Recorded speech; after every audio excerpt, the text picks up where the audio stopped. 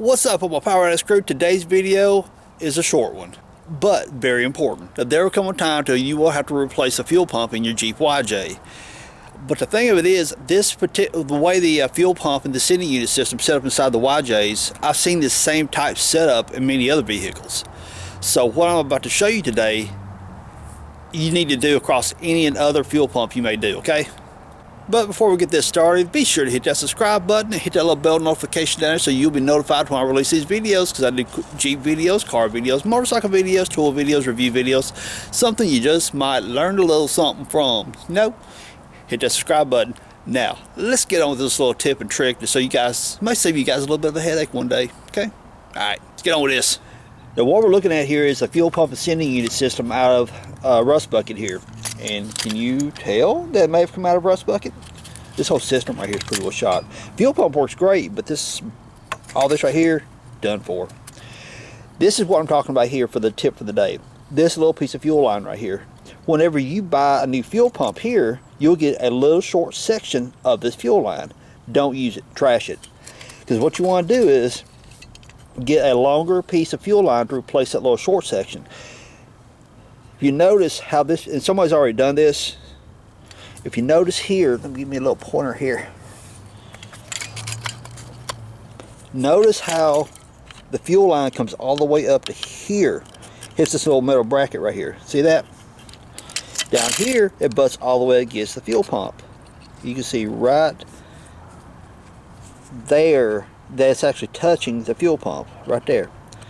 And again, I want to reiterate, it's touching all the way up here. The little short section of fuel line they give you with your fuel pump doesn't do that. You'll slide it all the way down here and clamp it. Once you put your little hose clamp on, then it slides up to about right along in here, the hose that they provide with the fuel pump. That's not long enough. And I can tell you this from first-hand experience. First-hand experience means that one right there. This right here. With 1991 YJ, fuel pump went out. I replaced the fuel pump, put it all back in. It started. It ran for a few moments and did great. Then, okay, so I'm gonna take it for a drive. Cool, I get to drive my Jeep. So all of a sudden I fire it back up, or try to, and I got no fuel pressure. I mean, it won't start up. I'm like, what the heck? It just ran a moment ago. And so I get there and push on the little Schrader valve. I got no fuel pressure at all. So I'm like, you know what? I just put a fuel pump in this thing. There's no way it could have went bad that fast, because I've got a very strict, I don't use one brand of fuel pump. Jeeps use Bosch fuel pumps from the factory. Many people want to skimp out on the Bosch fuel pumps because they are a bit more expensive. Everybody wants to go to Airtex and some of those cheap generic brands. Don't do that. You want to do a fuel pump one time, and you want it to last. All the years I've had that Jeep, it's still running on that same Bosch pump. Now I know someone that was bound determined to get out cheap and bought one of those cheap Airtex pumps. They ended up pulling the fuel pump, they ended up pulling all this stuff apart 3 times. Now it wasn't on a Jeep, but it was on an S10 truck. Changed the pump 3 times, and I kept saying, don't buy those cheap fuel pumps. Go ahead and get a Bosch, spend the money, get a Bosch, and be done with it.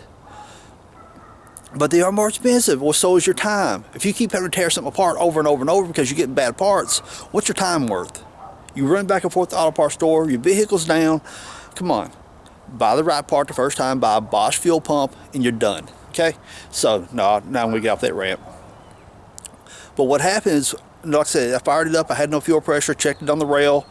I had nothing. If I turn the key on, I'm listening. I can hear sloshing going outside the tank. It's kind of like if you take a water hose and you've got a 5-gallon bucket, but you take it, put your finger over the end of the hose, or you get to the squirt nozzle and you squirt the side of your bucket, and how it makes that swooshing sound like. I kept hearing that inside the tank. I'm like, that's weird, because if you got a fuel pump that goes bad, you're not gonna have any sound, or you may have sound whizzing because the impeller's spinning, but the impeller could be spinning on the shaft, but you got no fuel pressure. But I've never heard a sloshing sound inside the tank. So to me, I thought that's the only one thing it could be, that somehow or another that hose has come off the sending unit that I showed you guys a moment ago, and it's just spraying gas inside the tank. So sure enough, luckily the access plate I've got in the back of this thing to that Allows me to change fuel pumps from the top of the Jeep. I don't have to drop the tank anymore. And I'll put a link to those videos. For one, how to drop the tank. Two, how to put the access plate in. And yeah, those 2 videos.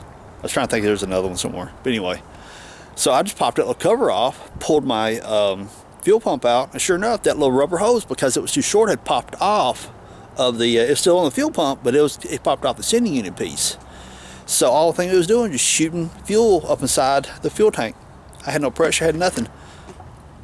I took the clamp off right there. I was gonna try to pull that fuel line off to show you guys what you gotta do to put it on, but it's been an absolute pain in the tail. But moral of the story is, get your fuel line. Now I measured this fuel line, it's about 3 1/4 inches long, okay? Basically what you're gonna do is take, before you leave the auto parts store, take that little short section of fuel line that comes with the pump, take it out. To show them, say, look, I want a piece of fuel line that is 3 1/4 inches long from here to there. That's that same diameter. And they'll get, and all they're gonna do is go back in the back, cut you off a section of hose and say, here you go. But what you want it to do, you're gonna push it all the way down on the pump here. You see how it's butted against the pump. As you follow it down, you see here, it goes all the way to the point that it bottoms out there. Because what you got to do is when you put it on, you're going to have to bend that hose back on itself. You'll take, so I can get this on the camera here. When you're going to put this hose on, you slide this one down all the way. You have to, it ain't easy now. You have to bend it, force this back. Get that opening, get it up on the top of right here where this hose comes down, this tube comes down. Get it on there and push it up on there. Then you'll have to feed your clamp. You can put your clamp down here first, but if you forget to put your clamp, you can always take it, the worm and the band completely out of the worm screw, and put it back in. Not a big deal. Now I mentioned a moment ago about having an access plate to get to my fuel pump, or there it is. And I'll put a link down below the description up in the corner so you guys can check out the video. All I got to do is take out that screw, there's one right there, one right there. The access plate comes off. My fuel pump is right there in the fuel tank, just below that plate.